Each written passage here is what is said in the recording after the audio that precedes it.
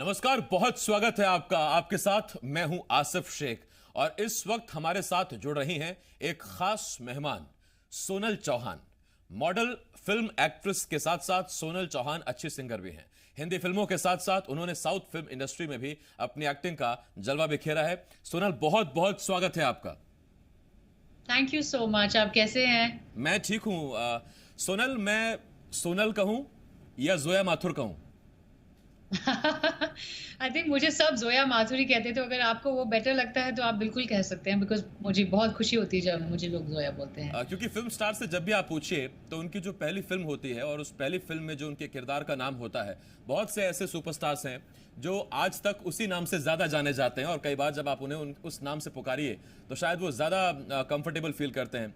लेकिन हाँ, इतना जरूर है कि शायद सोनल भी जोया माथुर नाम को ऐसा बिल्कुल नहीं लगता होगा कि अनजान सा नाम है। ऐसा लगता होगा जैसे मेरा ही दूसरा नाम या दूसरी शख्सियत। जी जी बिल्कुल। मुझे ज्यादातर अभी भी लोग जोया ही बुलाते हैं, तो मैं बहुत ही ज्यादा कंफर्टेबल हूँ अगर आप मुझे जोया बुलाना चाहें। आई थिंक एक एक्टर के लिए सबसे बड़ी जो कामयाबी होती है वो यही होती है कि जो आपने किरदार निभाया वो आपने कितना बखूबी निभाया, और उसका एक आई थिंक परिमाण होता है, जो प्रूफ होता है, वो ये कि लोग आपको उस नाम से बुलाने लगे। तो आई एम वेरी हैप्पी। तो आप जरूर मुझे जोया बुलाइए। ठीक है। शीना, स्नेहा, प्रकृति, स्वप्ना, अनुष्का, नंदिनी, ये इतने सारे नाम हैं सोनल के, लेकिन हम सोनल को सोनल ही बुलाएं तो बेहतर है, वरना मैं खुद कंफ्यूज हो जाऊंगा। जोया कहूं, स्नेहा कहूं, स्वप्ना कहूं, वो बहुत सारे नाम हैं। खैर, जोया, बहुत छोटी उम्र में आपने इंडस्ट्री में शुरुआत कर दी। आज करीब 12 साल हो गए आपको।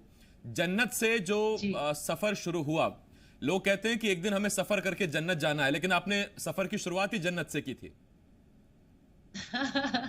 जी बिल्कुल। आई थिंक मैं बहुत सी चीजें ऐसी हुई हैं मेरे करियर में जो कोई बिना किसी प्लानिंग के हुई थी, और हर चीज बहुत ही जल्दी मिल गई करियर में। जैसे कि मैंने अपनी दूसरी फिल्म में अमिताभ बच्चन जी के साथ काम किया, हम्म। जो एक एक्टर का एक सपना होता है कि कभी लाइफ में एक मौका मिले अमित जी के साथ स्क्रीन शेयर करने का। वो मुझे मौका मिला। मेरी पहली फिल्म इतनी बड़ी हिट हुई, इतना प्यार मिला मुझे ऑडियंस से। तो आई थिंक ये सब वो चीजें हैं जो ज्यादातर लोग पूरे करियर के लिए वेट करते हैं। तो मैं बहुत अपने आप को खुशकिस्मत मानती हूँ, और बहुत ज्यादा खुशकिस्मत इसलिए भी मानती हूँ क्योंकि जो मेरे फैंस हैं उन्होंने मुझे हमेशा बहुत बहुत बहुत प्यार दिया है। पहली ही फिल्म में बेस्ट फीमेल डेब्यू के लिए नॉमिनेट होना, और यही वजह है कि जोया नाम जो है वो अभी तक लोगों की ज़बां पर चढ़ा हुआ है।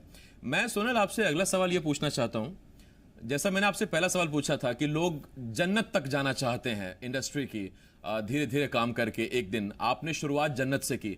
ये भी बड़ी अजीब फिलॉसफी है, और फिलॉसफी से आपका रिश्ता क्या है ये किसी से छिपा नहीं है। जी बिल्कुल। मैं वैसे भी पढ़ाई भी मैंने फिलोसफी किया है, पढ़ाई में भी किया है, वैसे लाइफ में काफी फिलोसॉफिकल हूँ। तो जी बिल्कुल, मैं आई थिंक फिलोसफी से भी मेरा एक रिश्ता है, जन्नत से मेरा रिश्ता है। बस मुझे लगता है कि लाइफ में सब कुछ एक डिजाइन सी बनाई थी मेरे लिए शायद भगवान ने, और खुद ब खुद चीजें होती गई, और आज भी हो रही हैं। अभी इस वक्त सोनल मैं नोएडा में हूं, और कुछ साल पहले तक आप भी ओह, नोएडा में थी। तो नोएडा से लेकर बिल्कुल। मुंबई तक का ये सफर कैसा है, और नोएडा से क्या है तो जुड़ी हुई हैं?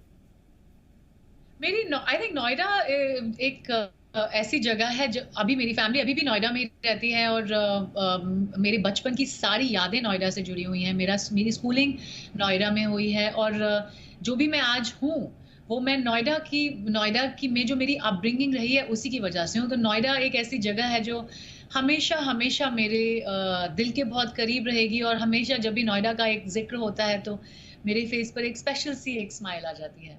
जीआईपी, अट्टा, ये सब मिस करती हैं मुंबई में आप? सब कुछ मिस करती हूँ। सेक्टर और 28, सेक्टर 29, डीपीएस नोएडा मेरा स्कूल, और ऑफ कोर्स अट्टा मार्केट था। अभी मैंने सुना है कि वो काफी हद तक उन्होंने उसे रिमूव भी किया हुआ है, लेकिन मेमोरीज हैं। जब भी वापस जाती हूँ तो हमेशा it's a very overwhelming feeling.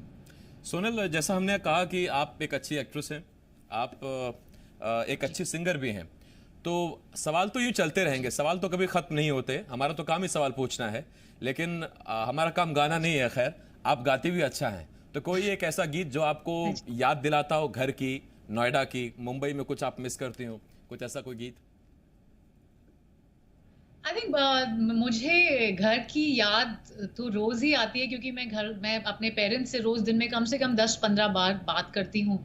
तो और बचपन की आई थिंक वही सारी मेमोरीज जितने जो हम देख कर और एक्सपीरियंस करके बड़े हुए हैं, तो मेरी हर मेमोरी और हर सॉन्ग 90s का नोएडा के साथ जुड़ा हुआ है। तो आप बताइए, आपकी कोई फरमाइश हो तो मैं वो गा देती हूँ। कैसे बताऊं, कैसा रहेगा?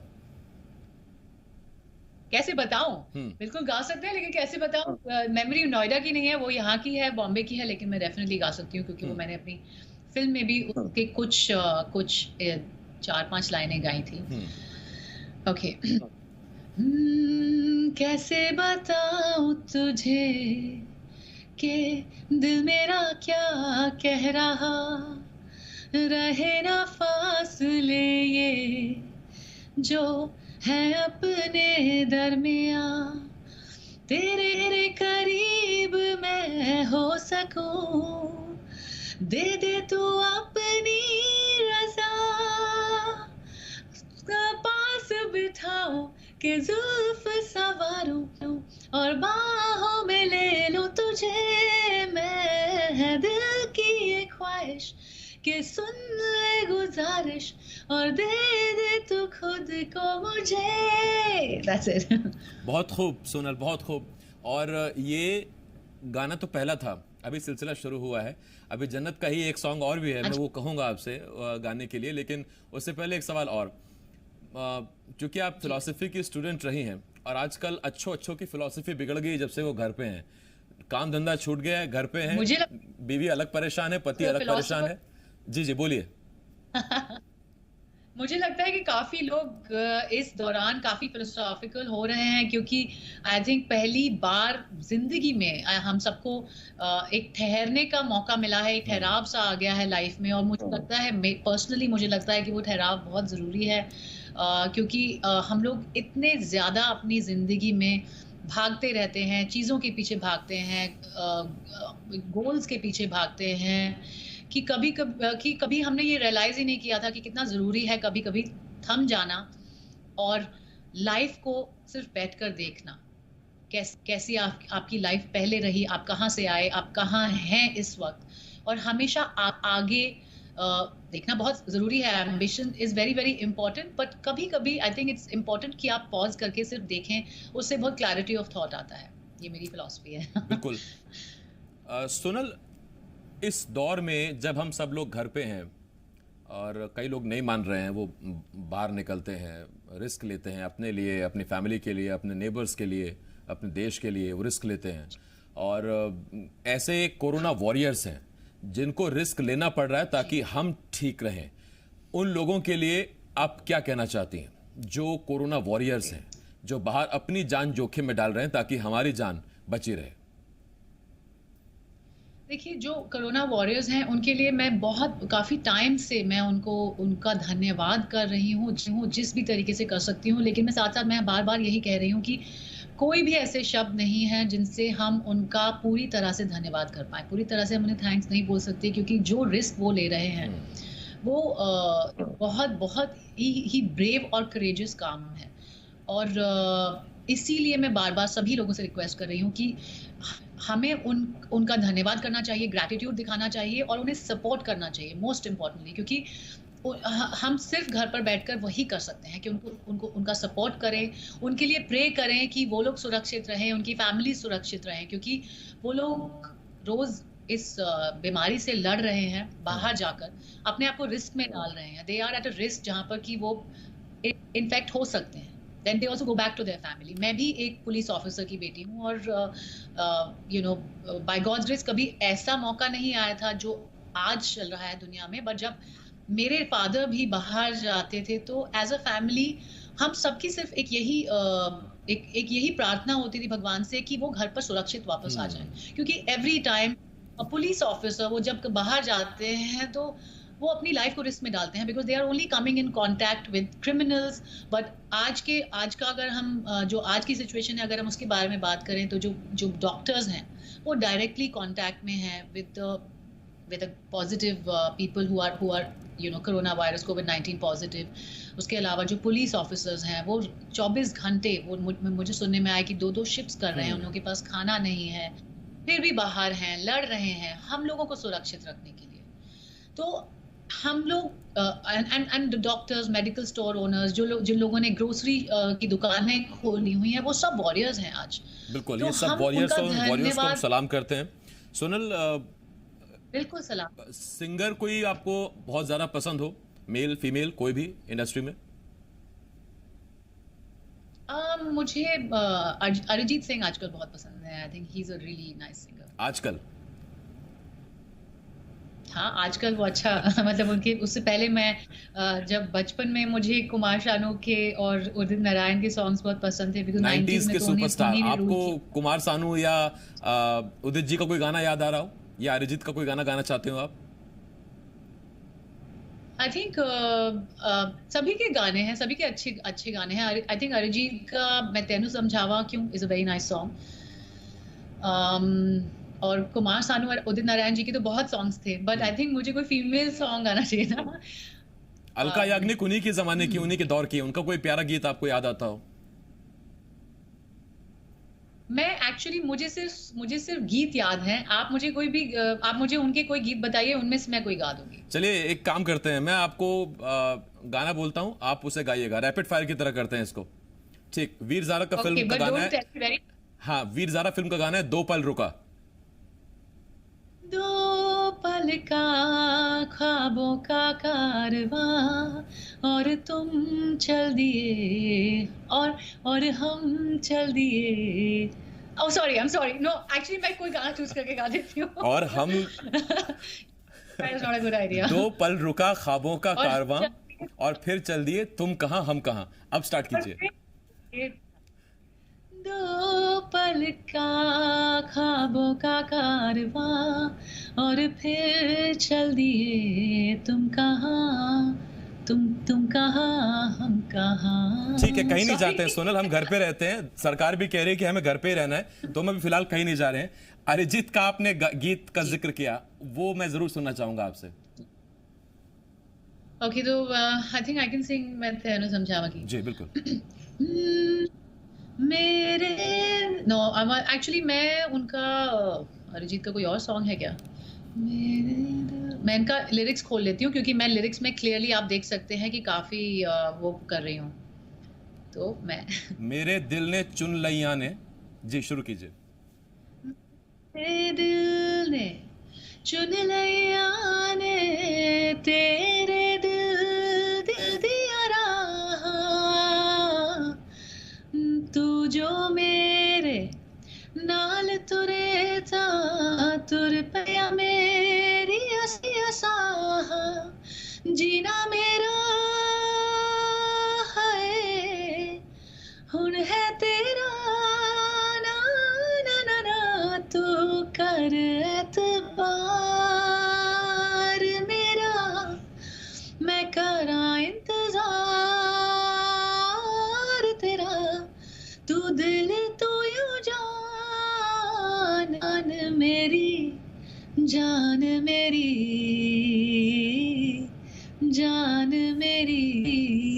बहुत खूब, बहुत सॉरी फॉर खूब। My lyrics. ये बहुत अच्छा गाना गाया आपने। सोनल, मैं आपसे ये जानना चाहता हूँ, न सिर्फ हिंदी फिल्म्स बल्कि तेलुगु में भी बहुत सारी फिल्म्स की हैं आपने, और जो अभी तमाम दर्शक पूरे देश में देख रहे हैं आपको इस वक्त, वो आपको पहचानते हैं जोया माथुर के तौर पर ज्यादातर। उसके अलावा जितने भाई हमारे साउथ से हैं, वो फिर आपको प्राकृति के नाम से भी जानते होंगे, स्नेहा के नाम से भी जानते होंगे, वो उस नाम से भी जानते हैं। तो यहाँ दर्शक ये जरूर जानना चाहते हैं कि एक हिंदी भाषी लड़की जो नोएडा से हैं, जिनका हिंदी बैकग्राउंड है, इंग्लिश लैंग्वेज है, वो फिर तेलुगु फिल्म में कैसे है वहां पर, और फिर वो डबिंग में कितनी दिक्कत आती है, उस भाषा को समझना, उस हिसाब से फिर रिएक्ट करना, कितनी दिक्कत आती है? मुझे लगता है ये मेरा हमेशा से मानना ये रहा है कि भाषा सिर्फ एक कुछ शब्द होते हैं, लेकिन एक जो यूनिवर्सल लैंग्वेज है वो हम सब समझते हैं। आप किसी और भी देश में चले जाइए, फिर भी हम किसी ना किसी तरीके से अपनी जो हम कहना चाहते हैं वो कम्युनिकेट कर ही लेते हैं। तो आई थिंक भाषा कभी कभी मुझे लगता है कि बहुत ओवररेटेड होती है, as far as an actor is concerned, actor सिर्फ एक माध्यम होता है डायरेक्टर का to tell his story, and उसमें भाषा मेरे लिए कभी भी एक बाधा नहीं बनी है. एंड आई थिंक ऑल्सो मुझे लगता है कि I been a bit like okay with languages. तो थोड़ा बिगनिंग में डेफिनेटली डिफिकल्ट था, अभी भी होता है. डबिंग मैं आपसे अगर ऑनेस्टली कहूँ तो मैं नहीं करती हूँ डबिंग. वो लोग हमेशा किसी और से कराते हैं, because it's you have to be very very fluent with the language. But I think you just have to express. आपको सीन बता दिया जाता है और आपको पता होता है कि सीन में क्या चल रहा है, and then you just reacting and you are expressing, and बस बहुत हो जाता है. साउथ की फिल्मों के बारे में जितने यहाँ के लोग हैं, हिंदी भाषी बेल्ट के जितने लोग हैं, वो ये कहते हैं कि वहाँ का हीरो बड़ा सुपर पावर वाला होता है, बड़ा पावरफुल होता है. लड़की यूं किडनैप हुई, हीरो यूं जाता है, उसके बाद यूं उड़ाता है और उसके बाद लड़की लेके आ जाता है. आप भी पाते हैं कि साउथ के जो हीरो हैं बड़े पावरफुल दिखाए जाते हैं. अपने यहाँ बॉलीवुड में फिर भी 2 घंटे फिल्म चल जाती है, वहाँ का हीरो मतलब एकदम सुपरमैन. बिल्कुल बिल्कुल बिल्कुल. बट आई थिंक वो वहाँ पर डेफिनेटली थोड़ा एक अलग कॉन्सेप्ट था, जो अब यहाँ पर भी मुझे लगता है कि अब हिंदी फिल्मों में भी काफी उसे अपनाया जा रहा है. आई थिंक बहुत सी साउथ की फिल्में हैं जो हिंदी में रीमेक हुई, बिल्कुल बिल्कुल बन रही है, बहुत सक्सेसफुल. तो आई थिंक सिनेमा हमेशा एक बहुत ही लार्जर देन लाइफ मीडियम रहा है. और हमेशा अगर आप पहले भी देखें, जब पहले फिल्में बनती थी, जब 80s 90s sorry 70s 80s में बनती थी, तभी हीरो को उसका नाम ही हीरो इसलिए पड़ा था क्योंकि उसको बहुत ही एक हीरो की तरह दिखाया जाता था. अगर आप कोई हमारे पुराने रामायण और वो महाभारत ये भी लें, तो हमेशा हीरो जो था वो उनको हमेशा लार्जर देन लाइफ दिखाया जाता था. तो मुझे लगता है कि साउथ में उस चीज़ को काफ़ी अहमियत दी जाती है. रामायण हो या महाभारत हो, ये बहुत ही सुपरहिट इसलिए हुए थे क्योंकि कहीं ना कहीं ऑडियंस ने इनके साथ कनेक्ट किया था. और आज भी अगर आप देखें तो बाहुबली में भी अगर प्रभास का आप कैरेक्टर देखें तो बहुत लार्जर देन लाइफ था. और मुझे तो personally it's one of my favourite films, और मुझे प्रभास मेरे फेवरेट हीरो बन चुके हैं उस फिल्म को देखने के बाद. तो मुझे लगता है कि अगर उसे कन्विक्शन के साथ अच्छा, इस बात से मुझे चीज समझ में आई सोनल, क्या थोड़े थोड़े वक्त के बाद जैसे जैसे प्रभाव पड़ता है तो वो फेवरेट वाली चीजें बदलती रहती हैं क्या? जैसे आपने कहा था कि आजकल अरिजीत पसंद है, प्रभास अब मेरे फेवरेट हीरो बन चुके हैं, तो ये बदलता रहता है क्या थोड़ी थोड़ी देर में? और ये कोई फिलॉसफी है क्या? जैसे नहीं, देखिए कहते हैं ना कि कुछ तो क्लासिक्स होते हैं और कुछ जो नए हमारे फैशन में कहते हैं कि कुछ चीजें क्लासिक पीसेस होते हैं, और कुछ जो नया स्प्रिंग समर्स कलेक्शन आया तो वो आपको उस टाइम पे वो पसंद आया. It's like that. बहुत कामयाब मॉडल भी रही है सोनल. एक डिफरेंस अगर मैं पूछूं साउथ फिल्म इंडस्ट्री में और मुंबई में, तो क्या डिफरेंस आपको अभी तक लगा दोनों के जगह? देखिए, सबसे पहला डिफरेंस तो भाषा का है. वो सबसे बड़ा डिफरेंस है. लेकिन उसके अलावा मुझे लगता है कि साउथ फिल्मों में जो भी वो लोग करते हैं बहुत कन्विक्शन के साथ करते हैं. वो किसी भी हॉलीवुड हो या बॉलीवुड हो, कहीं किसी को भी वो कॉपी करने की कोशिश नहीं करते. वो अपनी ऑडियंस को बहुत अच्छे से समझते हैं और बहुत क्लैरिटी के साथ काम करते हैं. अब उन्हें पता है कि हीरोइन का क्या काम है फिल्म में, हीरो को कैसे दिखाना है, हीरोइन को कैसे दिखाना है. एक कॉमेडियन होना चाहिए, फैमिली वैल्यूज होने चाहिए. दे आर वेरी क्लियर, और वो उस चीज को क्लैरिटी के साथ और कन्विक्शन के साथ करते हैं. इसलिए उनकी फिल्में इतनी बड़ी हिट्स होती हैं और रीमेक्स बनाए जाते हैं उनके. आप जब फिल्म कंप्लीट होने के बाद अपनी फिल्म देखती हैं साउथ की, और अपने जब डायलॉग सुनती हैं, थोड़ा सा अजीब लगता है क्योंकि उसमें हीरो कुछ डबिंग इस तरह की रहती है कि मेरे को कमजोर जान के तूने मुझे कमजोर मान के पीट दिया, ऐसा कैसे हो सकता है? तो वो लगता है आपको कि थोड़ा सा? हाँ, वो मुझे सिर्फ साउथ की फिल्मों के लिए नहीं, वो मुझे अपनी मैं हिंदी फिल्में भी, जब मैं अपना कुछ भी देखती हूँ तो मुझे थोड़ा सा अजीब लगता है. बिकॉज उस समय जब मैं वो सीन शूट कर रही हूँ तब मैं वो किरदार हूँ, लेकिन जब मैं वो कुछ टाइम के बाद देखती हूँ आउट ऑफ दैट कैरेक्टर, तो थोड़ा सा अजीब लगता है. बट आई थिंक देखकर ही आप इम्प्रूव कर सकते हैं. ठीक है. नहीं, फिल्म देखिए कहीं की भी हो, कला होती है, कला की भाषा नहीं होती. कला की भाषा नहीं होती, लेकिन कला अपने आप में भाषा है, कला अपने आप में दुनिया है. फिर वो साउथ की हो, हॉलीवुड हो, बॉलीवुड हो.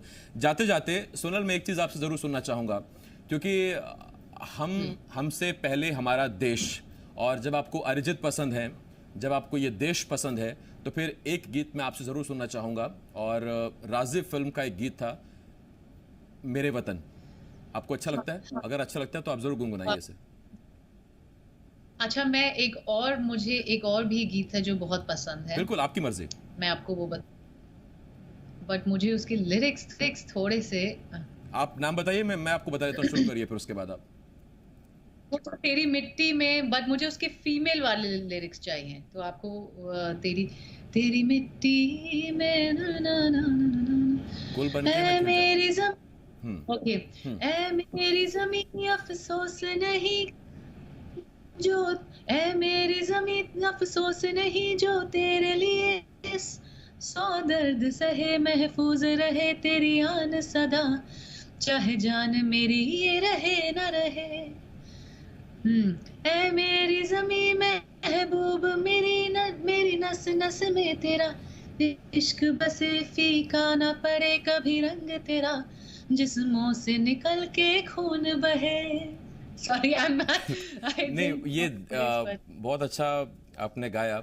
और ये गीत भी बहुत वाकई बहुत प्यारा है। और ऐसे में हम जब सब लोग अपने घर पर हैं तो हम सब की बस एक ही ड्यूटी है। आप देखिए ना, पहली बार जिंदगी में राष्ट्रभक्ति के लिए, देशभक्ति के लिए आपसे सिर्फ कहा जा रहा है कि आपको कुछ नहीं करना है, आपको घर बैठना है। कितना सुनहरा मौका है। कुछ नहीं करना आपको, आपको खून नहीं बहाना, आपको कुछ नहीं देना, आपको सिर्फ घर बैठना है। और यही हम सबसे रिक्वेस्ट करते हैं, please stay home, stay safe. Sonal, बहुत बहुत शुक्रिया, आप हमारे साथ जुड़ी, आपने हमारे दर्शकों को भी इतने सारे गीत सुनाए, अपने बारे में बताया। और जो लोग आपके बारे में जानना चाहते थे और ज़्यादा जानना चाहते थे कि जोया माथुर और सोनल में क्या डिफरेंस है, वो कुछ लोग ये भी जानना चाहते थे। आज उन्होंने वो भी देखा कि सोनल चौहान नोएडा से हैं, जोया माथुर पूरी इंडिया की हैं। बहुत शुक्रिया जोया, बहुत शुक्रिया सोनल, स्नेहा, प्रकृति, जो भी कहें सब आपकी हैं। धन्यवाद।